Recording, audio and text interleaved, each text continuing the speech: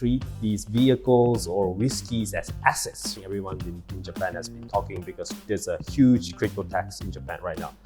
That's happening on Avalanche, and this is something that we're proud to announce a few days ago. Most people probably think Asia is like a kind of, it's one kind of a region, but it's actually really diverse. And we're also working with multiple projects such as Toyota right now. They're also tokenizing cars. I would say around there's 7 to 8 big names dev shop in Japan, whiskey, Suntory whiskey. The whole market has shifted towards more revenue based. I think we are the most active in Japan, and right now I think stablecoin is a huge part, which also not helping the market. You know what I mean?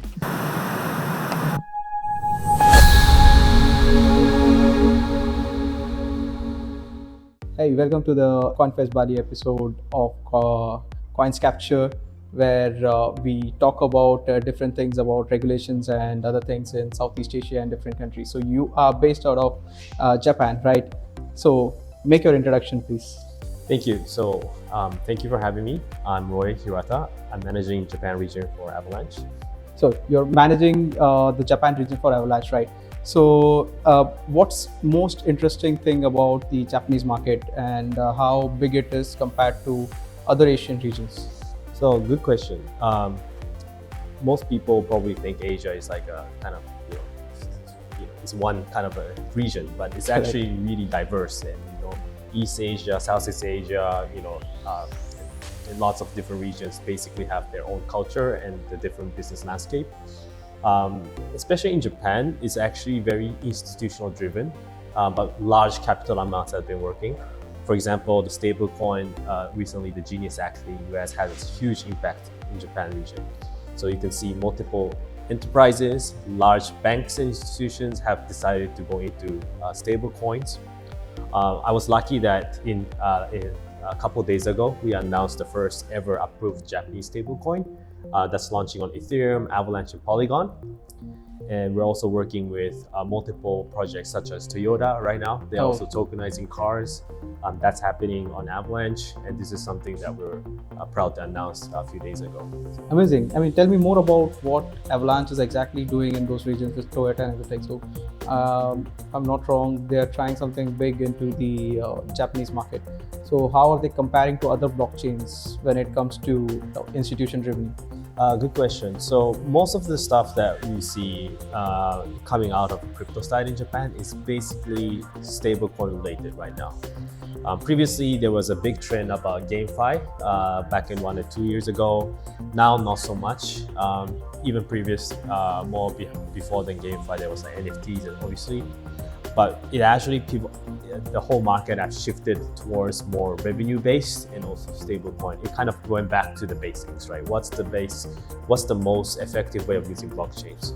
And I think the payment side hasn't been really been tackled in a way that most majority of these people around the world. I mean, there are Tether and USDC, but that's a dollar-based ecosystem. Correct. And there are other regions that are not dependent on dollars ecosystem, and they still do also need stablecoin to support their everyday payments. And that's where Avalanche comes in with respect to Japan, right? Yeah, I mean, any blockchain can come in, obviously. I think we are the most active in Japan in the sense that we have a local team like my team, and also we are very close with the regulators as well in a good way. Basically, you need to put a lot of effort, and most projects probably think like Asia is like one region. Correct. They have like a head of APAC or something. True. In Singapore.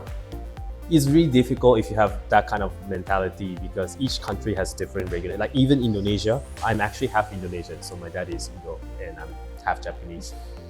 Totally different. Within Indonesia, there's a lot of different stuff happening. And then you go to Thailand, it's totally different. Vietnam, they're different. Japan and Korea, although it seems similar, also different. So it's glad that, I think that's one of the strengths that Avalanche has been putting into this region is that we specify some of the most prioritized regions and put proper resources down there because it's important that we communicate with the local regions. True. And I think that's the difference. Yeah. And what about the developer community over there? Because I've heard that a lot of Southeast Asian countries like majorly in Thailand, there are a lot of new developers coming in, and there is Vietnam, where there are few DevOps and other Web3 developers coming in. I mean, they're making a shift from Web2 to Web3. So, what is the exact scenario in Japan right now, where you're handling it? Very good question. So, compared to, let's say, India or Thailand, I think the amount of freelance devs is not many in Japan, and mostly the devs are being part of larger companies or projects or dev shops. So I would say around there's 7 to 8 big names dev shop in Japan. Basically controls most of the development work, IT development work. Okay. Basically, Web2 IT, digital transformation, etc. We've seen 2 or 3 large ones have pivoted into blockchain space recently, and I think that's bringing up a lot of trends. So in order to tackle the dev in Japan side, it's actually important that we work together with these large system integrators, dev shop, to teach them how to use the blockchain side of the system. And I think once 1 or 2 big companies start to do this, everyone follows. So that's something that I have worked for the last 2 years to get Then that is Avalanche planning something on similar lines to bring in the adoption? Yeah, we always focus on adoption. I think that's the primary goal for our chain, especially Avalanche. It's really important that we find the needs, right? So dev shops, system integrators, they only work when there's project that gives proper business, or when the money is flowing. So identify which area is that, and right now I think stablecoin is a huge part, and connect those projects with ecosystem projects, and also connect with obviously global projects that wants to enter into Japan. I don't think a single region have all the tools and development power to build these new systems. Everything is new. No one's have built this whole thing before. So we definitely need global coordination. I think that's where we believe, like coming to CoinFest and talking to you guys, to know more about the different regions, find good partners, and hopefully we can build something bigger together, and that's our goal. True, because Asia is a big market. I mean, as you said earlier, right? Now people identify Asia as one single thing, but it's very much now diluted, and there are very much variations on different countries. And with regards to this as well, like there is a lot of new trends which are coming up in place as well, like RWAs and other things which are right now in trend, and government regulation. So how are these two things? The Japanese government is looking at it, like the RW thing and the regulation. So how are the government positive, or how is it, like what's the actual scenario of that? Very quick question. It is a very hot topic now. So I would say the government is overall positive. Both the main party and also the second largest party, both parties are very supportive of Web3. I think the issue lies on more of a traditional structure in the taxes in Japan. I think everyone in Japan has been talking, because there's a huge crypto tax in Japan right now. Maximum tax rate of 55% on tokens. And you can't really grow the industry when there's such a high tax. Although other parts of the government has been pushing, like the stable coins, they're treating NFT as a proper product. They have a clear guidelines on how to build out like a Web3 based business scale. But when you have a tax on the tokens, it's really difficult. And they're changing this right now in a way that they're trying to categorize the current tokens into different existing financial products. But that will also bring a lot of extra work for exchanges to do due diligence, disclosure rules, etc., which also not helping the market. You know what I mean? So it needs to, so we're still figuring out, and I hope this will be figured out by next year, 2026. But everyone's trying hard, and I think the overall lookout is it will eventually be sorted out.